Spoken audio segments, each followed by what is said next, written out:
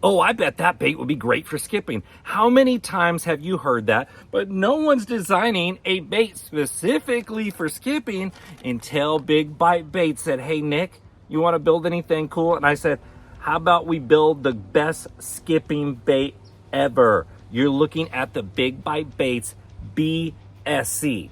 I envisioned this bait for years, and it's finally here, ladies and gentlemen. Let me break it down for you. So when you pop one of these bad boys out of the package, the first thing you're gonna notice is that's a big old hunk of meat.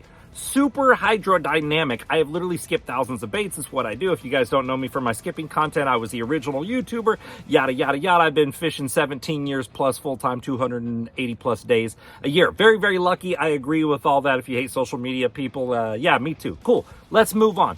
The BSE has always been my dream idea for a skipping bait. I wanted a bait that can skip super slow, super fast, slide skip, bend skip, do all those crazy skips where anyone can do it. Literally, most people have high anxiety when they go to skip with a bait caster, so they go slower and they actually end up backlashing because you should be going a little bit faster, but I get it.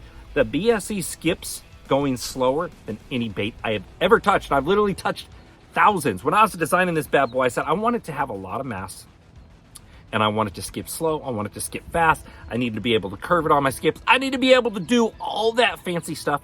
I wanted to get in there and I wanted to have a little drift and motion on the fall. The BSE is so cool. You can skip it up to a dock and it's going to drift back under, literally. And when you pull it, it has this like porpoising motion. Total accident. Didn't even mean for that to happen, but it's freaking awesome. I've actually caught fish reeling it in. Whoa.